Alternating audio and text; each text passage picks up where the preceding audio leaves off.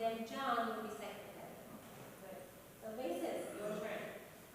Let's have The altos that are left over take first tenor. first tenor. Yeah. So 2 basses on the higher bass part and 2 on the lower. So the 2 of you on starting on B and the 2 of you continuing on A. So let's just go there. Let's go from bottom 5 and see if what we planned works.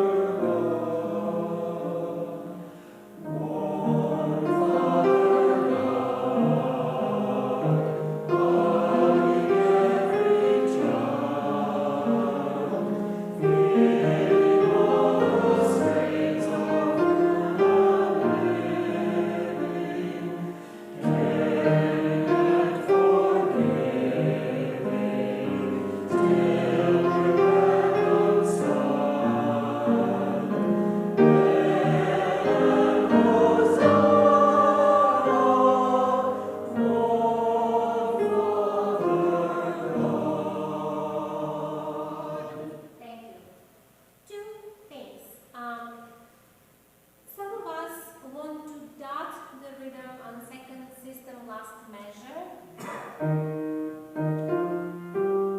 Please don't. It's all straight notes. So this is the first thing. And then second thing, men, on your verse, when you get to Osana, which is the top of the second, we have the same pages here. Top of the second page, make sure to cover the ah, so it's not the brightest ah you have. Generally, it's very generally speaking, at the top we cover the vowels, so they're more mixed with the darkers and we mix with all. And at the bottom of the register, we brighten them. So this is where, if you have anything in this range here, you would be using your brightest ah. When you are up here,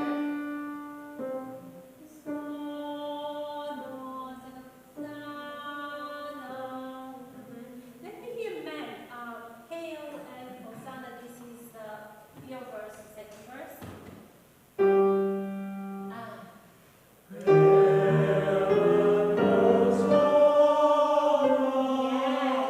So in that direction, when you get to za, hold it under the mouth and listen. We'll make sure that we're darkening similarly, because there's so many shades. We have to pick just the magic point. Ready? And.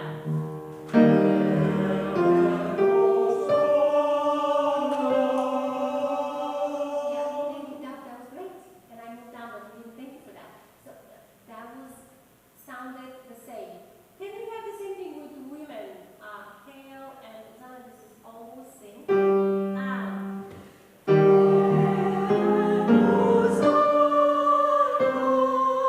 Yes, beautiful. And together. Everyone please, the two letters. And.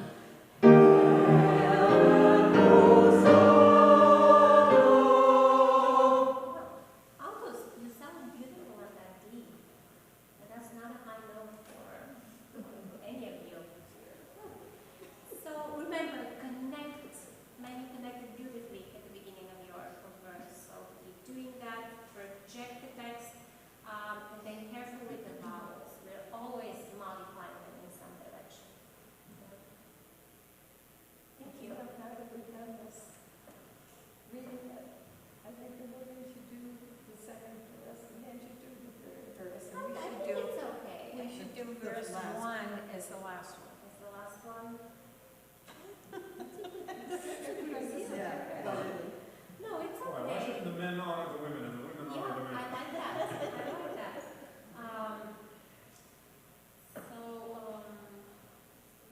Yeah, I was feeling sick at the beginning when I first started, so much better now. Okay. Yeah, sometimes you just showing up makes you feel better, and the music does the rest. Music is certainly. Helps a lot. Thank you. There was. So we'll just leave it the way it is. Leave it the way it is. We'll end early. I have to figure out something. There was a minor change during the service, so I need some time to figure something out. Figure it out. Figure it out.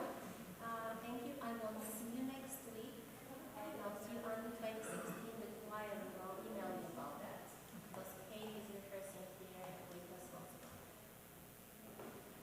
Thank you. 2 weeks. And please take home Psalm 150. I want to read through these rhythms and words. It is. Yeah, it's a very popular in college choir. They do this all the time. I find the YouTube very helpful. It is. Pardon? Is that your, That's my stuff. music stand? Take it up to the top. Well, leave it for now, because I'm not sure what's going to happen.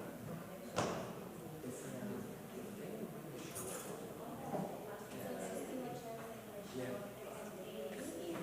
Kate is here, but if Kate either handles what I want, I can do it. Because that's why I put it. Okay. Otherwise, I was. Yeah, and then what you described.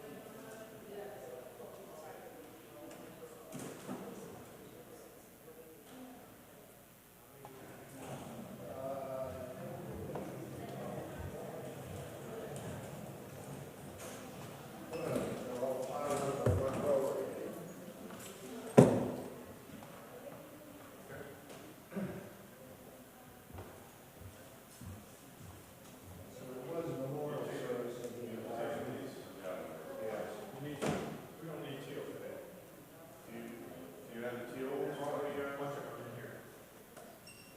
Some of these will be for people. Yeah, I think some for the first one we use.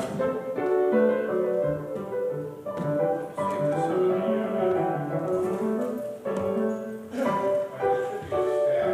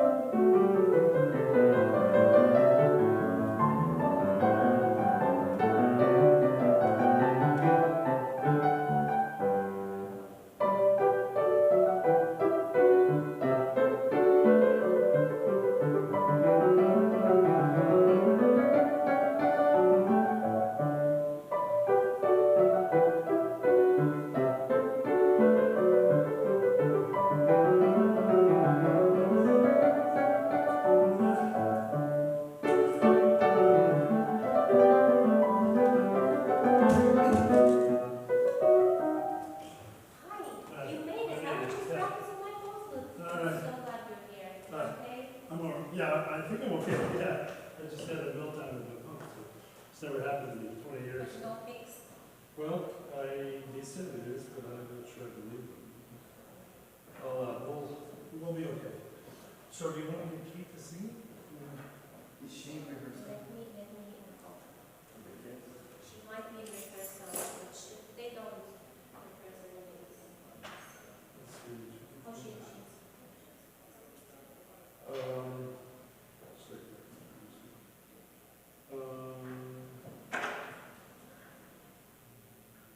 Doesn't matter, I get that call from you, I mean, this thing, this thing just goes.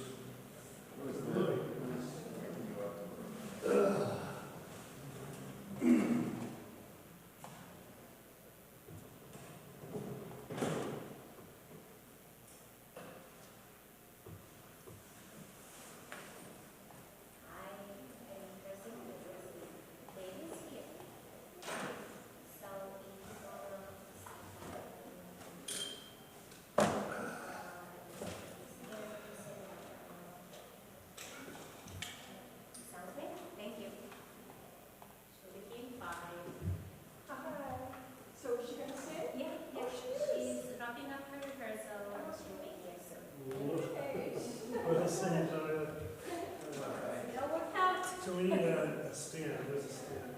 There's a stand here. Do you need the second one? No, No, just unless Elliot needs a stand. No, I don't understand. do your thing then.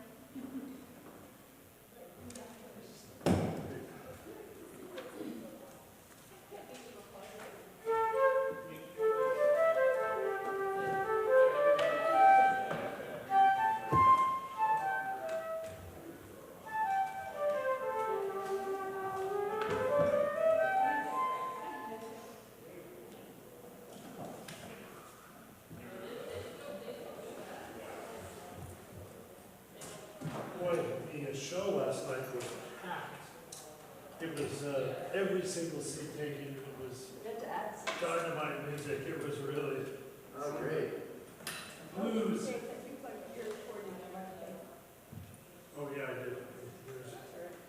Where's that? That's right.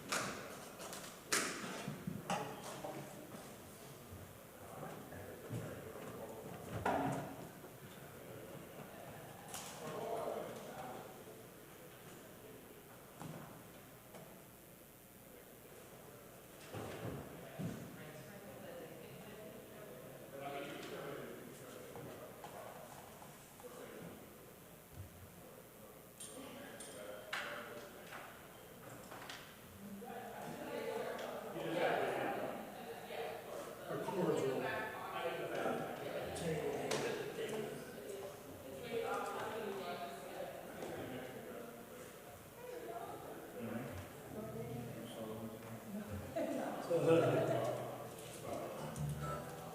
we're not school. That's what we said, we're not school. Oh, We're back. it's gonna be today. The, our glory of love.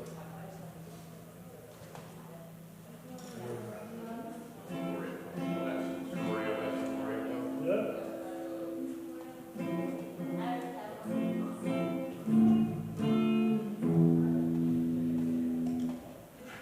So, is Kate coming up? Yes. I think let's see the first line.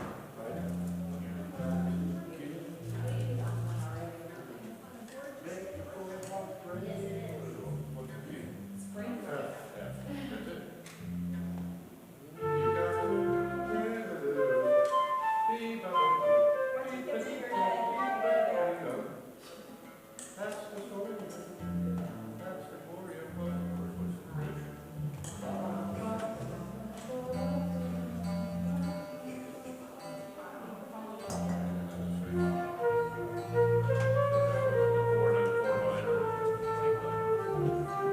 Right.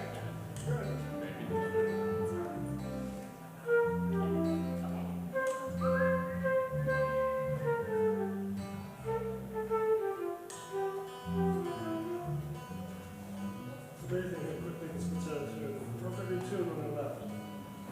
So, Kate will need a mic. Kate, so we have a singer in the office. Kate can't show me the mic, I think. Okay. This is always a designated mic for anybody who is featured doing anything. Okay. Come on. Jesus. Yes.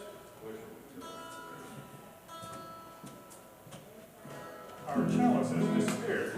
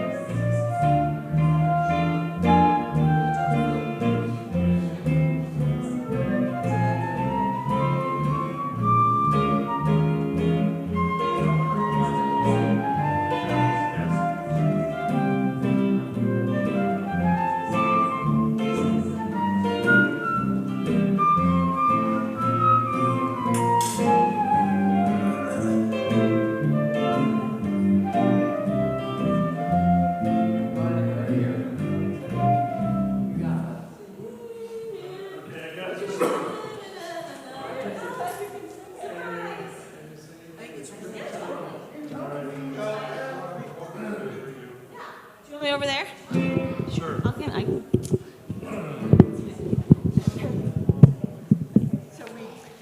So what we're gonna do is, we're gonna start with you singing. Okay, And then we're gonna, Elliot and I are gonna go through top to bottom, cool. and then you're singing. Okay, It'll be 3 times top to bottom. perfect. But we start with the last, we start with the Last four, last one. Perfect. That makes normal sense. And then the ending, Oh, wait. That's easier, yeah. Cool. and then the ending is going to be, we're ending, what it says a G6, but it's an F6 for us. That's fine. And then we're going to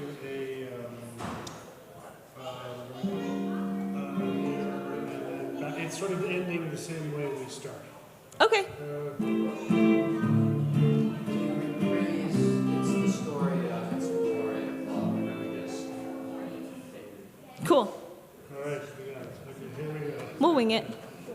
So we'll start at the last 4 bars. Mm-hmm. 1, 2, 3, 4. That goes good. Great job.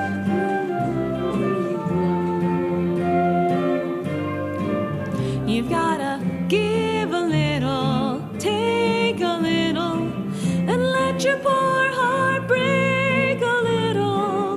That's the story of, that's the glory of love.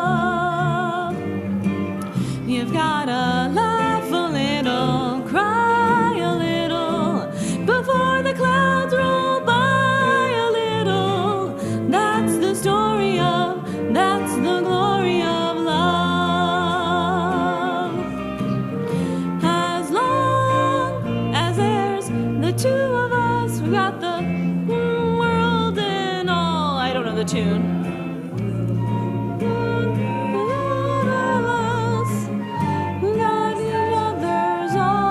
Okay, yep, sorry. Let's do the second ending. We'll just do it, start with the F6. In the car, I only listened to about half of it on YouTube before you called me. And I was like, okay. turn around. So we're going to do the two leading into the B part. Yep. So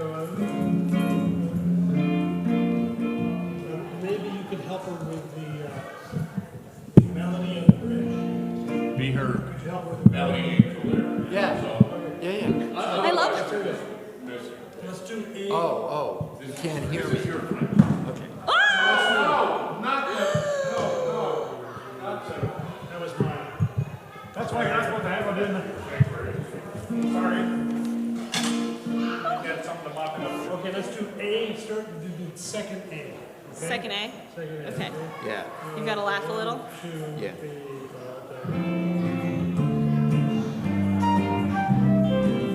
Before the clouds roll by a little, that's the story of, that's the glory of love. As long as there's the two of us, we've got the world and all its charm. And when the world is through with us,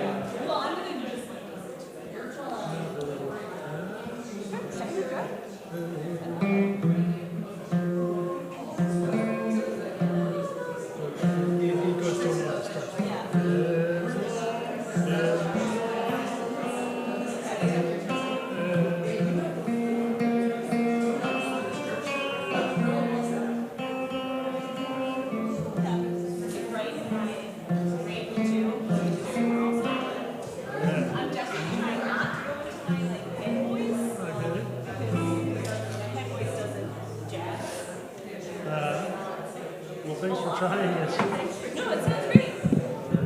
I'll listen to it.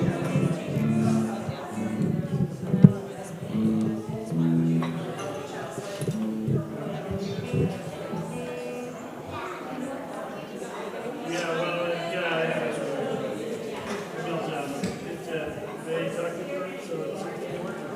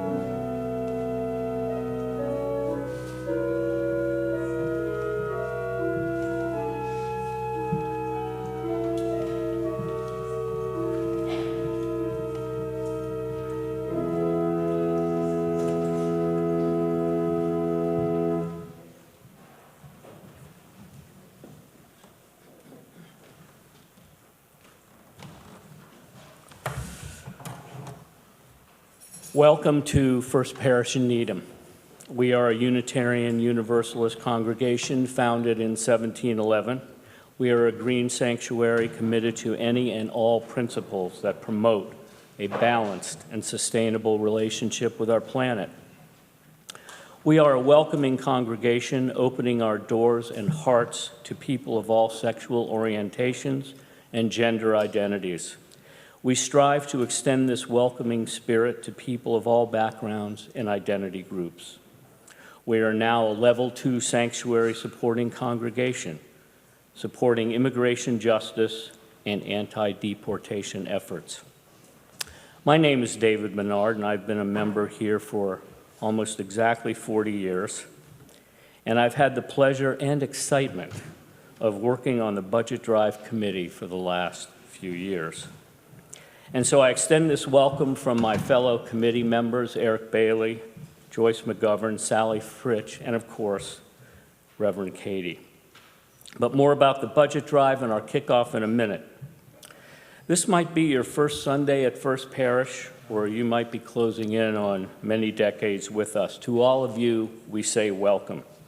And please join us at social hour after the service, which takes place in Parish Hall, just down the hall to my right. If you're a guest or a newcomer, don't be shy. Grab a red mug so we know you'd like to be engaged by gregarious First parishioners, and visit our welcome table to learn more about us. You can also fill out a yellow information card in your pew and drop it off in the offering plate so we know how to get in touch with you. We also welcome everybody in the Worship Cafe relaxing for the live feed of this service. If folks in the sanctuary don't want to be on camera, you might want to sit toward the back and not come up toward the chancel. The theme for January at First Parish is conscience. Our themes are part of everything we do for the month at First Parish: worship, RE, small group, and other church activities. And for everything that's happening at First Parish, take a look at the announcements in your order of service or visit us at our website, uuneedham.org. So a word about the budget drive kickoff, but with a quick detour through that theme of conscience. Many think of conscience as the most essential aspect of being human because it requires, or perhaps even is, self-reflection. It looks inward and examines, among many other things, one's purpose. And being human, and hopefully generally empathetic, we like to think that others can share our purposes, and so we often join together and experience in our limited ways what could be called collective conscience. And it's that belief in collective conscience that permits the Budget Drive Committee to come to you and say, without blushing and with much purpose, invest in the next generation. You can take that word generation in the most literal sense to mean children, teens, the young people, the kind of young people, you know, the 50 and 60-year-olds, those of you who are coming up in the church. And one notion of investing is in preserving and enhancing the physical and the spiritual meeting house, striving to make all that we have built last for generations. Yet we can also think about generation in another sense, as creation, the generation of ideas, the generation of commitments, the generation of actions and strategies that we use as a centered and reflective community of social justice and outreach. All of this in an uncertain world. We like to think that we are creating and investing in these ways too. But let's get a little more concrete. Pledges account for nearly 80% of First Parish income. And so it's useful to be reminded about how those pledged dollars contribute to the life of the church. Here are but a few of the ways. Religious education and lifespan religious exploration, building membership through social media and the Worship Cafe, support for the Great Lane Lyceum, service trips for our youth where UU values are put into action, social justice involvement with climate and the environment, immigration, the Roe Act, and the Yes on 3 campaign, among many others. Support for future intern ministers, the continued care for our building, support for our terrific minister with fair compensation, and equitable and stable compensation for our dedicated staff. And I'm pleased to announce some great news, late-breaking news, that Roberta Altameri has signed for a 3rd year here at First Parish and will be continuing in her role.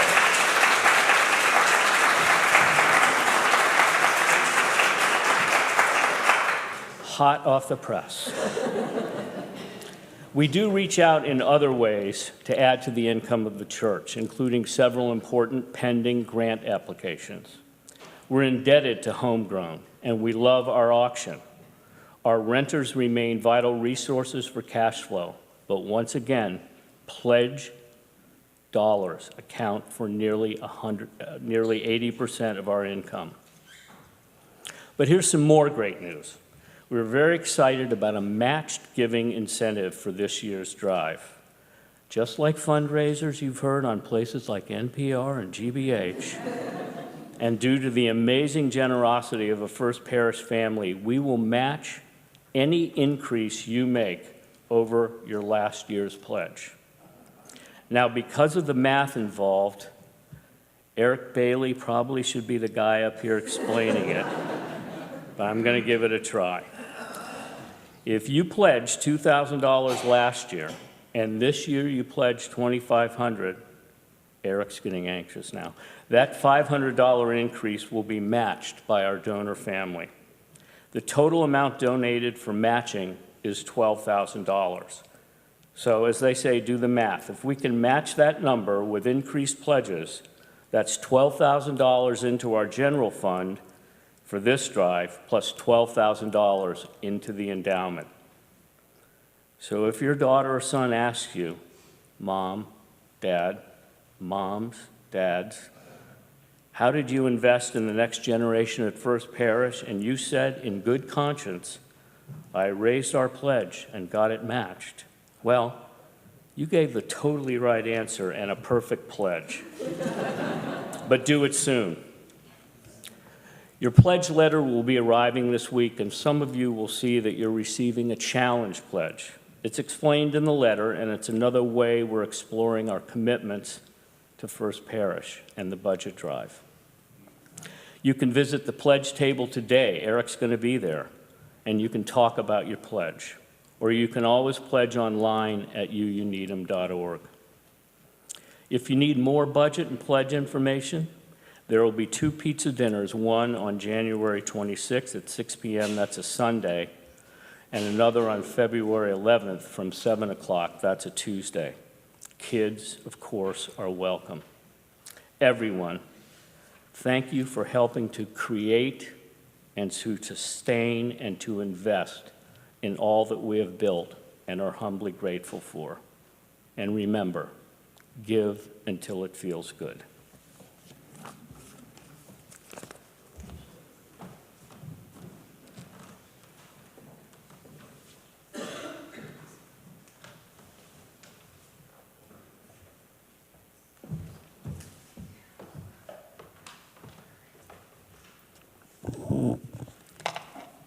As we light our chalice, symbol of our faith, we read the words from modern Asian American Unitarian Universalist minister, Reverend Leslie Takahashi.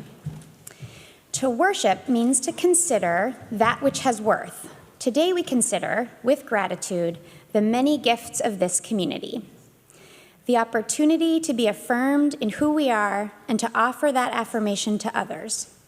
The chance to stand up together to help remake the world in the ideal of justice. The freedom to choose one's own path to truth and to learn from the travelogues of others.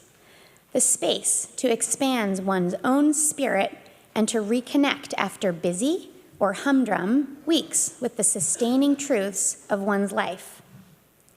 Regular reminders that we must see our world through the lens of love and the aspiration to consider all life as precious, for if all of it is made of stardust, how can it not be wondrous?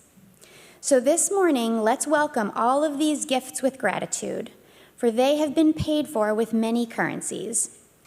The blood of the martyrs who died so that we can be free in our religion, the sweat of those who persisted in justice's name against hostility and adversity, the tears of those who struggled to build better lives for those in this life, the questions of our children as they understand the world anew and offer their understanding to us as a fresh lens, the laughter and joy of those giddy with the embrace of community, the dollars and cents of those who gave what they could and then stretched a little more, the infinite small acts of service that make the parts greater than the whole, done by those who knew themselves in sympathy with our purposes. So today we consider with gratitude and humility what it means to pay forward what has been paid forward for us. And now, with all of this, let us enter into worship with gladness in our hearts.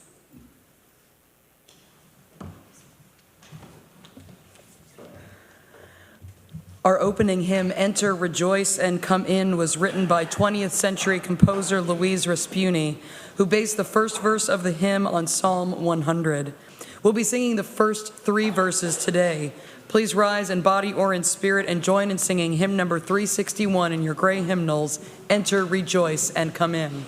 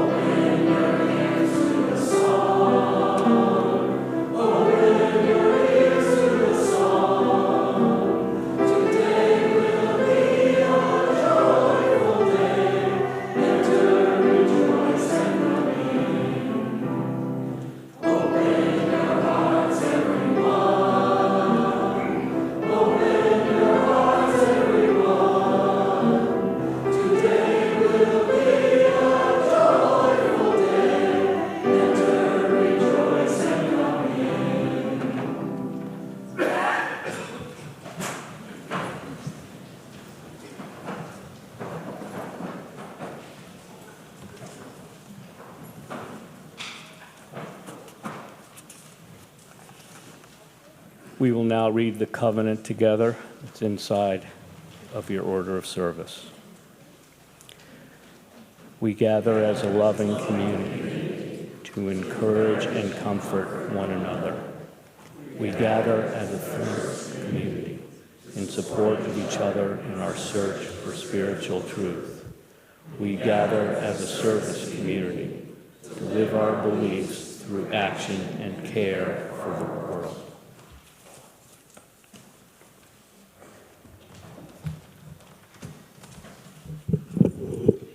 Good morning. You might see in your order of service it says Roberta Altamari, our new one more year lifetime director of religious exploration. She is out with a cold this morning, so you've got me. My name is Sally Fritchie. I am your RE assistant and your ministerial intern here at First Parish, and I'm going to tell you all a story. No, I'm going to put them right here.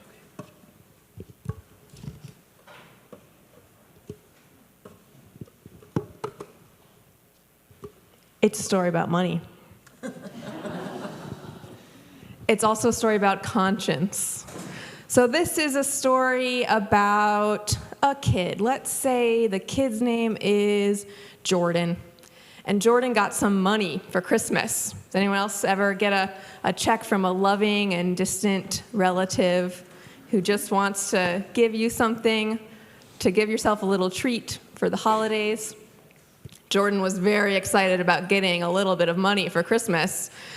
But Jordan's parents said, Jordan, you know the system we use for all the money we get, it's the 3 cups. This is a system that some UU parents use to help teach their kids about money. And Jordan said, oh, I know. Everything's a lesson when you're a UU. And so Jordan's parents said, all right, Jordan, we trust you to listen to your conscience and make decisions about where to put your money. We have 3 cups: spend, save, and give. And Jordan thought, okay, I'll listen to my conscience. I'll listen to my inner voice. And Jordan's inner voice said, candy. And so Jordan said, all right, I listened to my inner voice. I'm spending it on candy. But then Jordan thought again and listened a little bit harder and heard another inner voice that said, remember that game that you wanted to buy? It's a little more expensive than you can afford right now. Maybe you should save some of that money. And Jordan said, smart inner voice. So Jordan put some of the money, in the mixed up order of cups, in the save cup, so that maybe they could buy that game later. So we'll spend some of it on candy, we'll save some of it for later. Very smart. But then Jordan listened a little bit longer, and there was a third inner voice. And that inner voice said, oh, remember that person that you saw when you were walking in town with your parents the other day? They asked if you had any extra money, and they seemed really sad and really alone. What if you give some of your money to that person, or the next person you see is like them? And Jordan was like, inner voice, the candy, the game. But then the inner voice kept talking to Jordan and said, what about donating the money to your library or to all the good things that you get? You could put it in the plate at church that you see going around. There's so many things you can do with that money, even if you do spend a little bit on candy and save a little bit for later. Isn't it good to also give that money away in a way that will feel good to you? And Jordan had to agree. Inner voice, you have a point. So Jordan put some of the money in the give cup as well, so that next time Jordan encountered someone who needed some money, Jordan would be able to say, hey, I have some that I've already put aside specifically for this reason.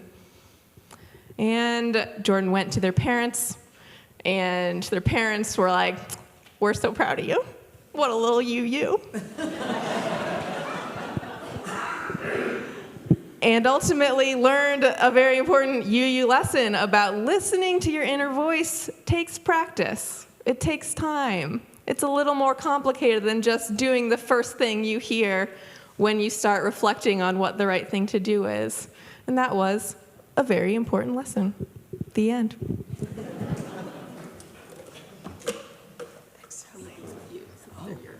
Oh, they are my dollars. That's true. As our children and their teachers follow the light of our sanctuary chalice to their religious exploration classes, let us join in singing Long Time Son as printed in your orders of service.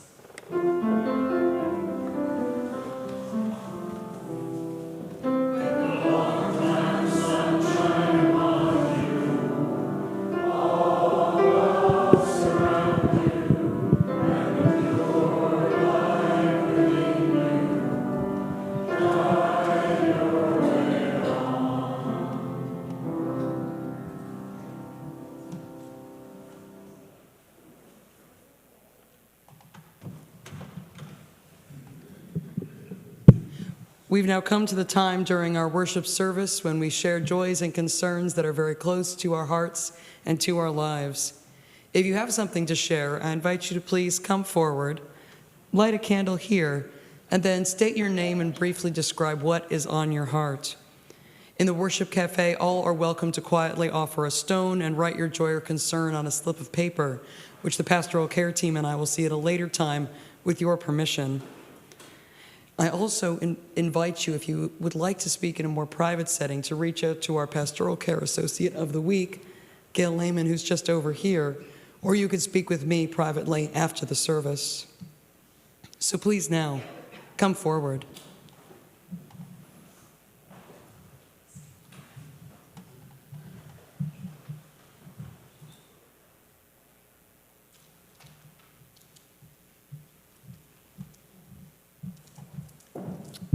My name is Sam, and I have 3 major joys to share today.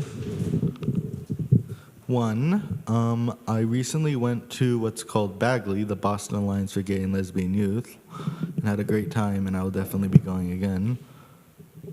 2, I recently came out to my workplace, and everyone has been very accepting. And 3, most importantly, as of January 3rd, I have started hormone replacement therapy.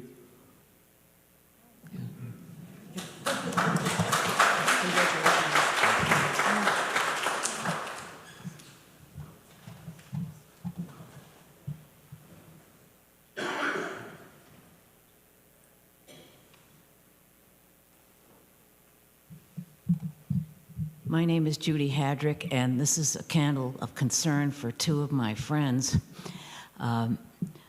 The first one is for my friend Scott, who co-owns the house with me, and he is currently at BI in Boston undergoing a battery of medical tests to determine why he is having some of the serious health issues that he now is having. And we all have our fingers crossed and have been saying prayers for him. The second one is for my close friend Miriam, who has started divorce proceedings with her husband and has yesterday revealed to me exactly what's been going on. So I hope you'll keep both of them in your thoughts.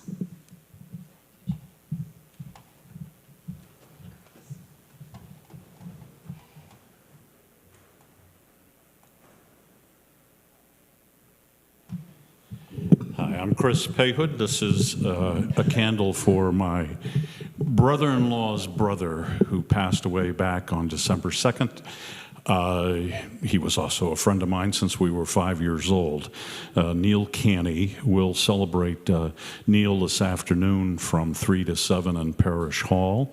I don't know what to say about him. It's a long illness that he had, and but a wonderful guy. And this afternoon there will be people here, friends from Needham that we grew up with from everywhere, including the West Coast. And I was with nieces and nephews yesterday, a bunch who had come in from the West Coast as well. So it's bittersweet, a blessing in a way, because he suffered for a long time. But anyway, that's for Neil. And then Friday, I'm going to visit somebody I've mentioned here before, who was Susie Gerald, my old nursery school teacher here, and children's choir and boys choir.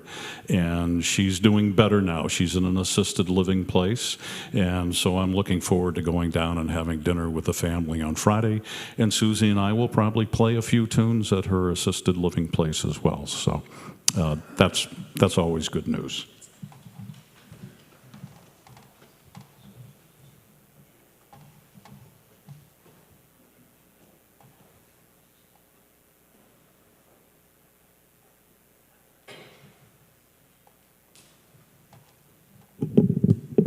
Hi, I'm Tracy Zinner, and I have a joy and a concern.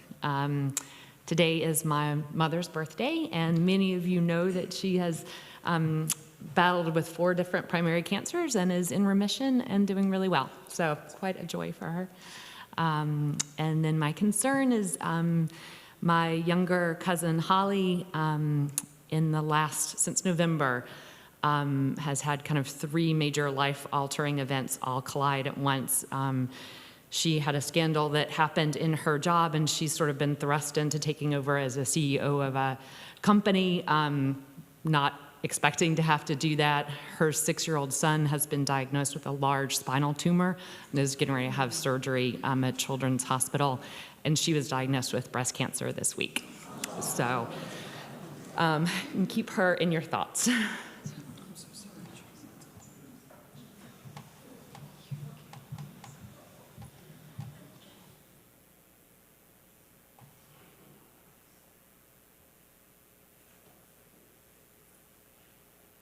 I'm Gail Lehman, and my mother would have been 97 this week on the 17th, and she died the day after Christmas that Susan announced.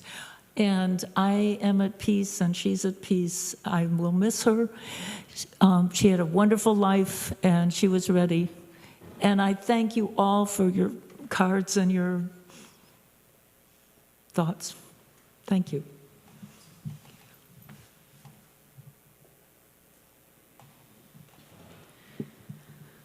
I'll also light one candle of sorrow for my family. On December 30th, my last living grandparent, Marie Scudera, had a quiet and peaceful death after years of suffering from severe dementia. So please keep my paternal family in your hearts as we plan our remembrances for her. And we will also light a final silent candle for all the joys that have yet to surface and for all the sorrows we still carry in our hearts.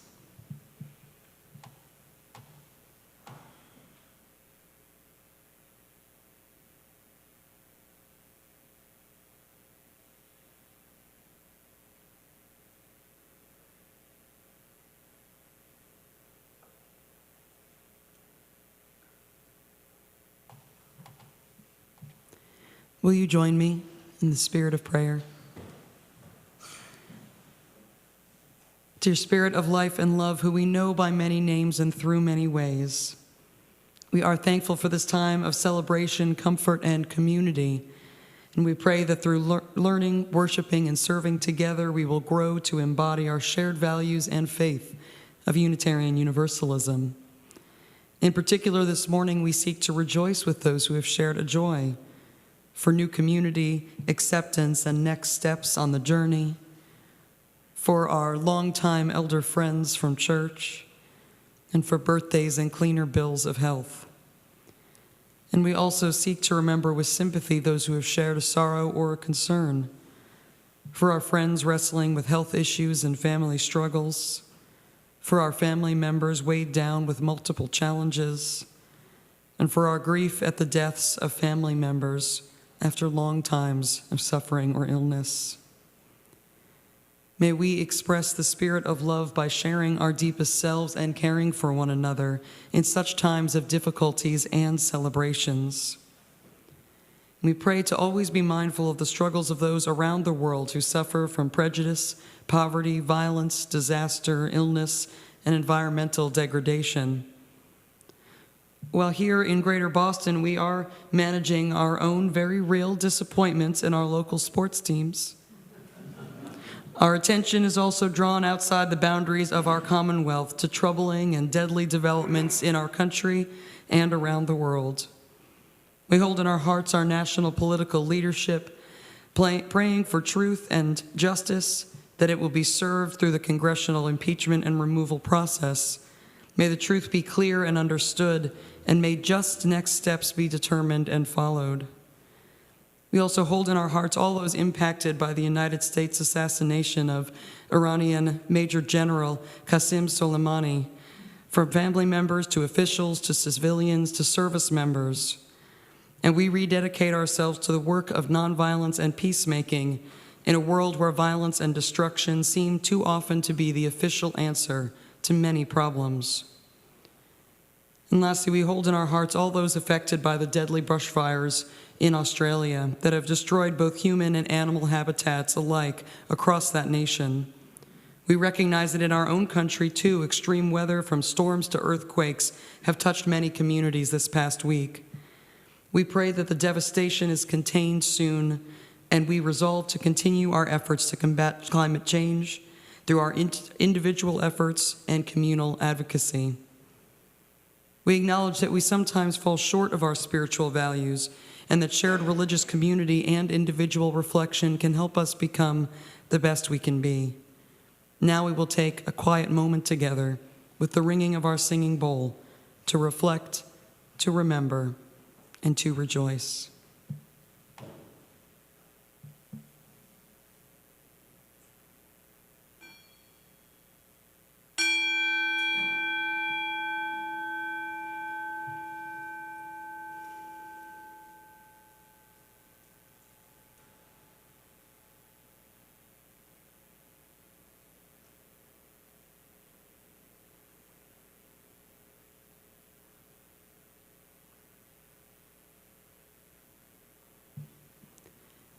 Amen.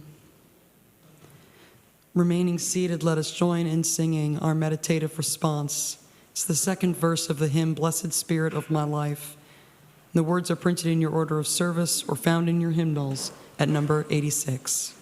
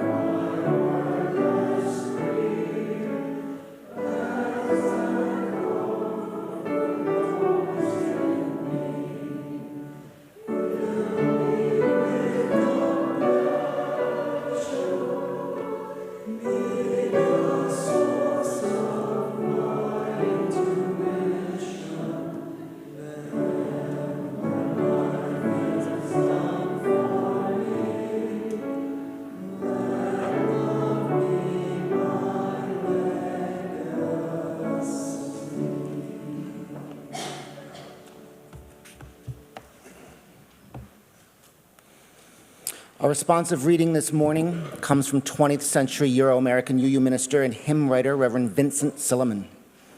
Please remain seated and turn to number 466 in the back of your gray hymnals. I'll read the plain type, and you will respond with the italicized type. Let religion be to us life and joy.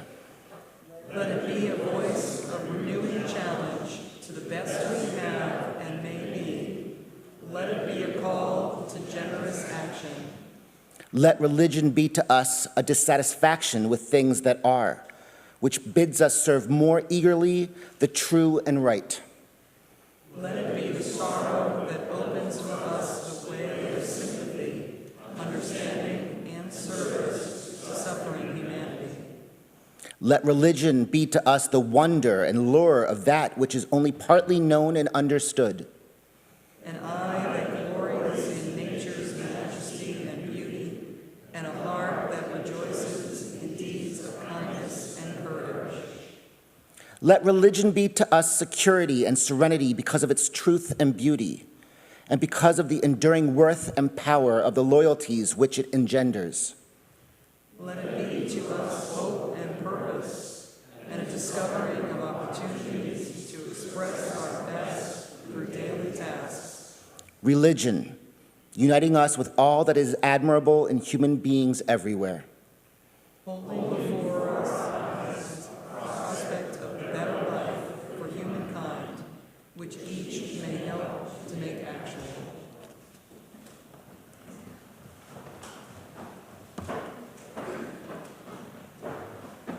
Our congregation has been supported by the volunteered time and treasure of its members and friends since its founding in 1711.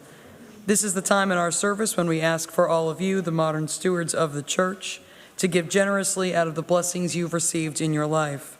For the month of January, Human Trafficking Prevention Month, we are sharing our plate collection 50-50 with Amira.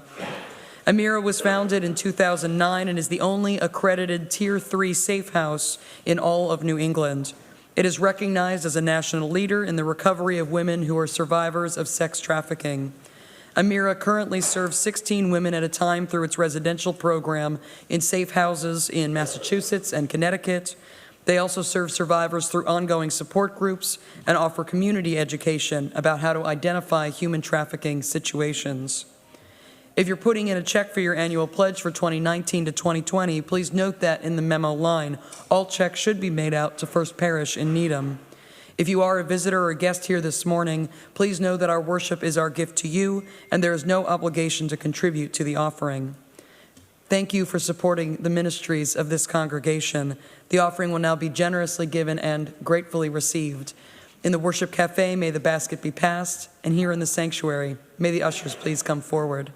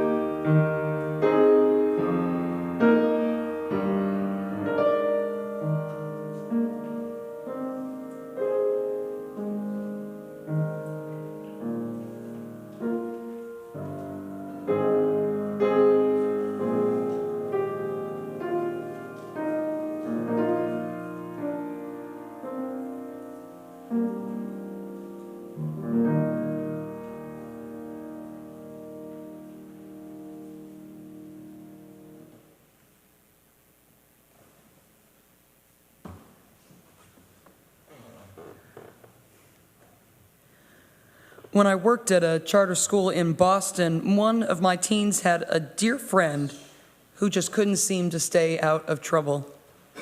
He was never up to anything particularly egregious or dangerous, but he kept breaking some of the school's most basic rules. Not using foul language, treating the staff with respect, saving socializing for after class. He was a sweet and smart kid, but he was really struggling with his behavior. I remember at one point we were talking about how he could remember to choose appropriate behavior on a day-to-day basis, and I ended up printing him a small picture of the Walt Disney character Jiminy Cricket, cartoon insect from the movie Pinocchio, who is assigned with the task of acting as the titular character's conscience. I hoped the Jiminy Cricket would help his own inner voice of conscience become a little louder at times when he might want to say or do something inappropriate. You may recall from the Disney story that Jiminy Cricket is needed because Pinocchio isn't a real boy. He's a wooden marionette puppet, and thus he didn't have a conscience of his own. Even though my student and all of us here are real kids, we still sometimes need the Jiminy Crickets of our lives to help us as we discern what's right and what's wrong. We'll get a little more into that concept next Sunday when we talk about prophets, trust, and conscience. The importance of the individual conscience is a key theological concept in Unitarian Universalism. Reaching back to our heretical Christian history, wherein our Unitarian ancestors believed in salvation by character and works, Back to Ralph Waldo Emerson's Divinity School address telling the 1838 Harvard graduates to not let authority figures drown out their own conscience and experiences. "Let me admonish you," Emerson said, "first of all, to go alone, to refuse the good models, even those which are sacred in the imagination of humanity, and dare to love God without mediator or veil. Imitation cannot go above its model. The imitator is doomed to hopeless mediocrity." And even today, we Unitarian Universalists say in our fourth and fifth principles that we encourage every person to embark on a free and responsible search for truth and meaning, and for our faith communities to use the right of conscience within our democratic processes. Modern Italian philosopher of bioethics, Dr. Alberto Giobellini, writes, "Through our individual conscience, we become aware of our deeply held moral principles. We are motivated to act upon them, and we assess our character, our behavior, and ultimately our self against those principles." This reference to self does not rule out that the source of the morality in question could be external to the self. For example, it might be God, as in the Christian tradition, or the influence of one's culture or one's upbringing, as in the Freudian theory of the superego. Reference to the self indicates that from a psychological point of view, conscience involves introspection, awareness of one's behavior, and self-assessment. As Unitarian Universalists, we may not agree whence our conscience comes, purely from within, from a divine source, from the wider culture. But I think we can agree that part of our work as human beings is to become more aware of our deeply held moral principles and act upon them. In the Hindu and Buddhist traditions, such self-awareness and self-reflection is part of the third eye clarity. Unlike the condition of our physical eyes or other senses, a clear third eye can be honed through disciplined spiritual practice and can be used to understand ourselves, the world, and morality with crystal clarity. A clear third eye, a clear conscience, is part of the path toward enlightenment. I had a Hindu friend in college who would relate this Eastern religious concept to a phrase from the prophet Jesus' Sermon on the Mount. "The eye," singular, "is the lamp of the body. So if your eye is healthy, your whole body will be full of light."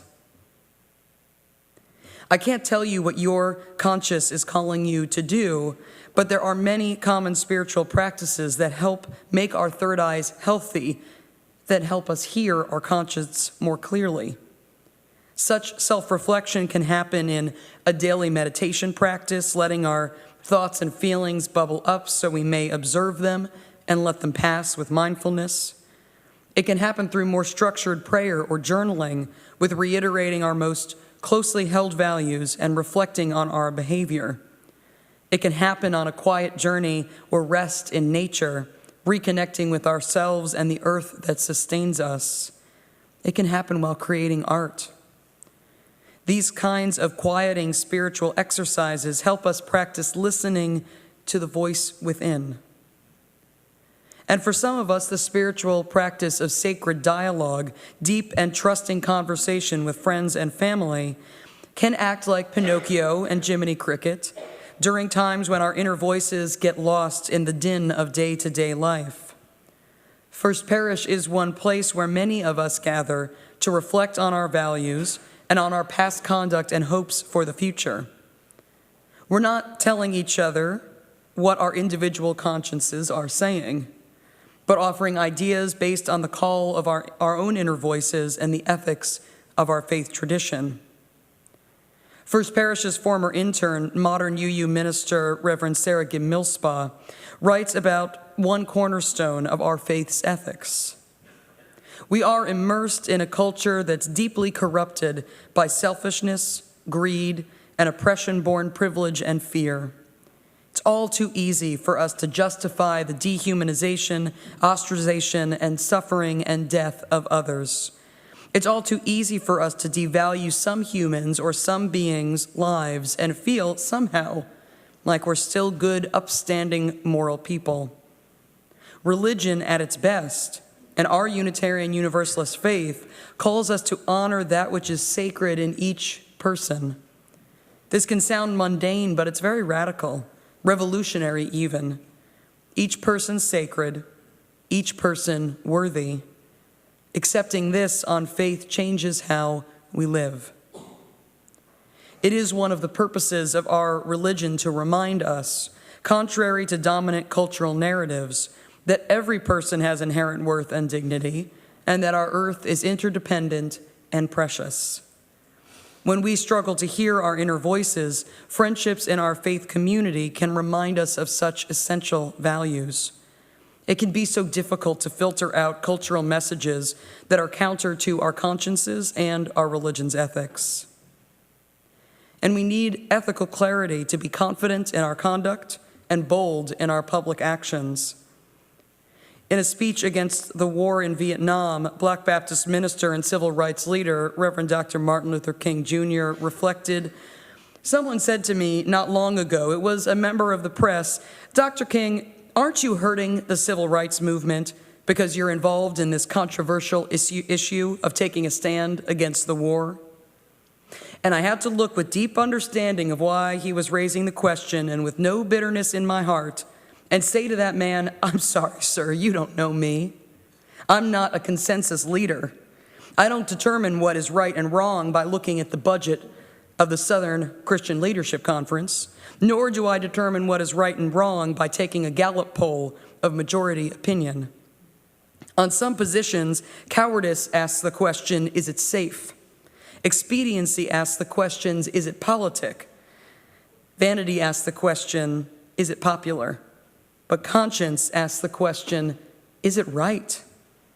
And there comes a time when one must take a position that is neither safe nor politic nor popular, but one must take it because conscience says it is right. We've wrestled here together with such public issues of conscience in the distant past and today. Our spiritual ancestors voted to defy the Fugitive Slave Act. Our 20th century members worked to dismantle legal housing discrimination. We worked to become and now behave as a welcoming congregation. And we decided to act as a level 2 sanctuary church.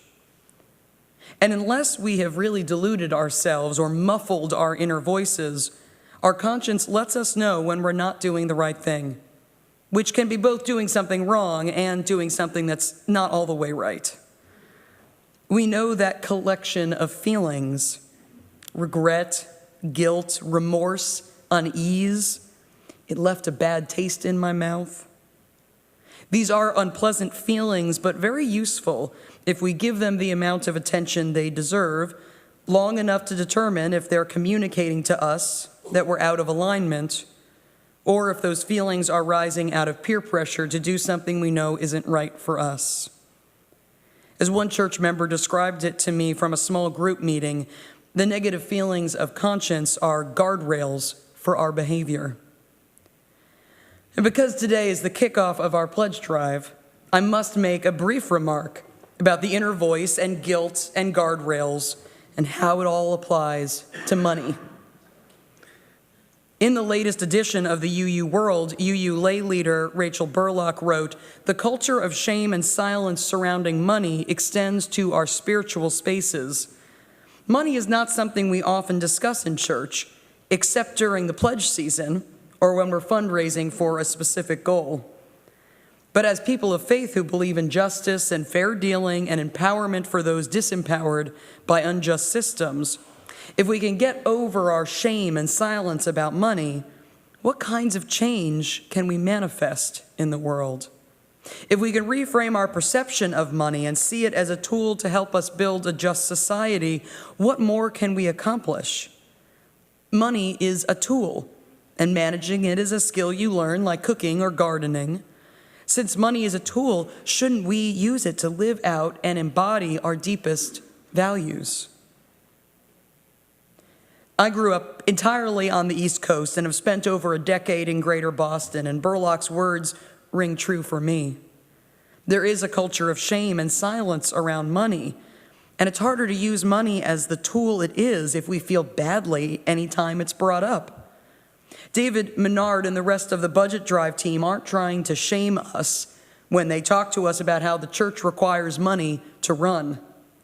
I'm happy to dream with all you other nerds about a Star Trek-style future wherein capitalism has ended and there is literally no money anymore. Did any of you see Star Trek 4 with the whales?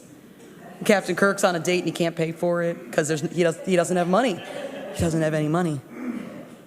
But for now, making an annual pledge commitment supports this congregation in living its mission and covenant, which of course benefits every single one of us, and we hope our neighbors both near and far. The budget drive is not an invitation to shame, but an invitation to demonstrate generosity to an institution and community for which we are grateful. Nor is a pledge a tax. It's not an obligation. A pledge is a gift.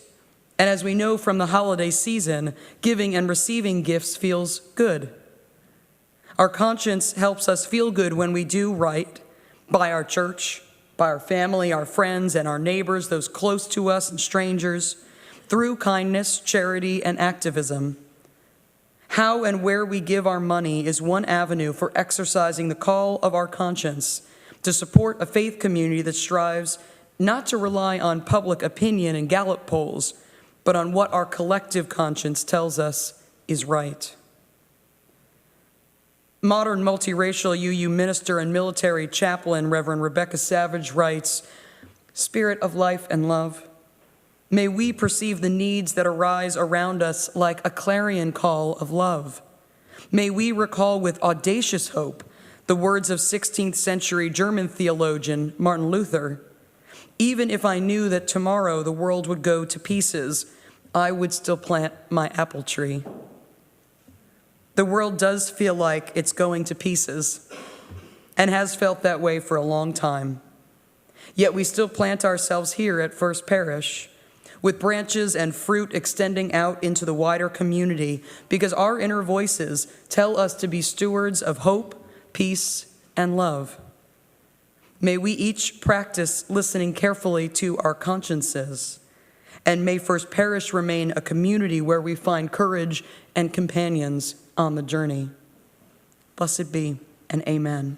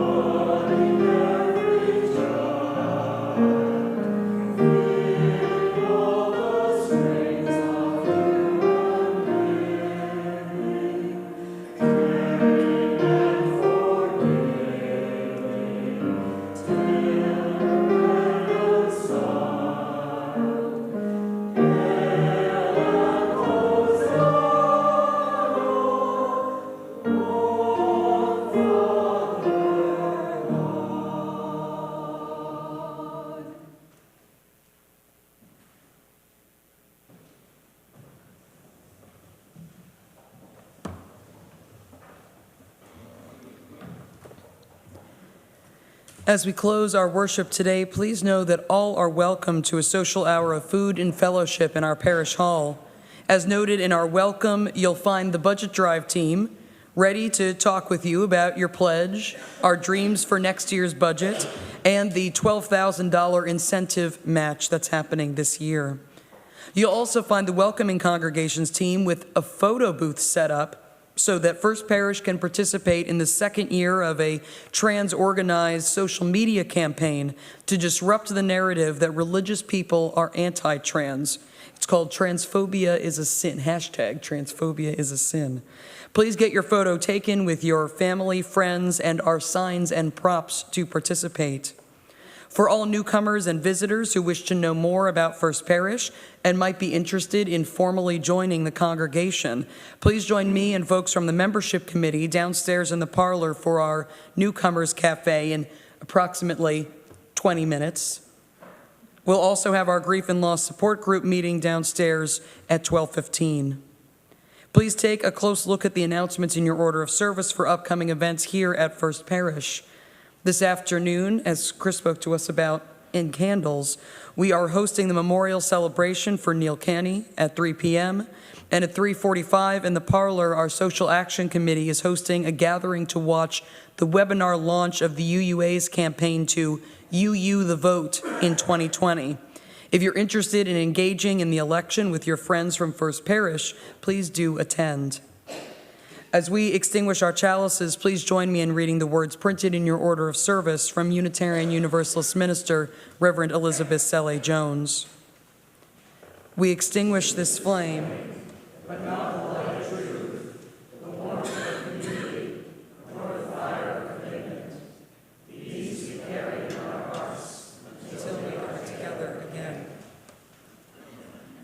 Our closing hymn, We'll Build a Land, has lyrics adapted from the Hebrew Bible's books of Isaiah and Amos by peace activist Barbara Zenati. You'll note in your order of service that there are alternate lyrics to the hymn's refrain. One change was made to make the refrain more inclusive to trans and genderqueer people, and another was made to be more theologically inclusive. Please now rise in body or in spirit and join in singing number 121 in your gray hymnals with the revised chorus in your bulletin, We'll Build a Land.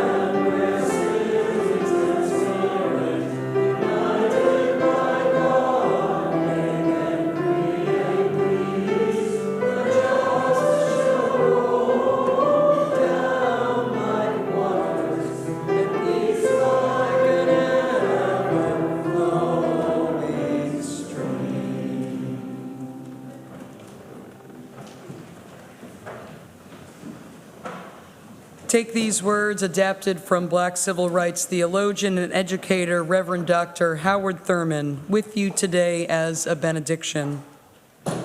In the quietness of this place, surrounded by the all-pervading presence of the holy, our hearts whisper, keep fresh before us the moments of our high resolve, that in fair weather or in foul, in good times or in tempests, we may not forget that to which our lives are committed.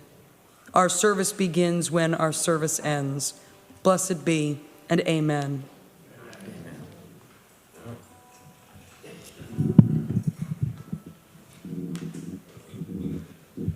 Just as Sally had to step in and take over for Roberta, you can see in the order of service that Catherine Calzada was going to sing this morning, but she's ill, and Kate Kemp has stepped in, and we gave her a 60-second rehearsal, so she's quite remarkable. So we're very grateful.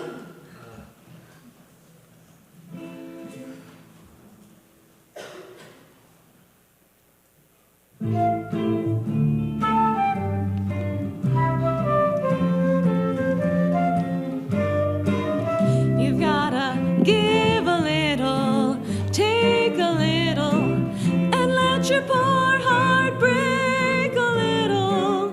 That's the story of, that's the glory of love. You've gotta laugh a little, cry a little, before the clouds roll by a little. That's the story of, that's the glory of love.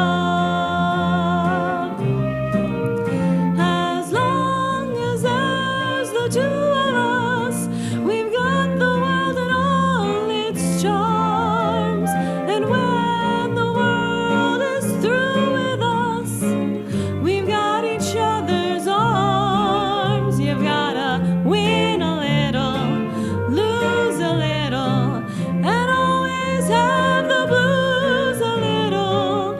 That's the story of, that's the glory of love.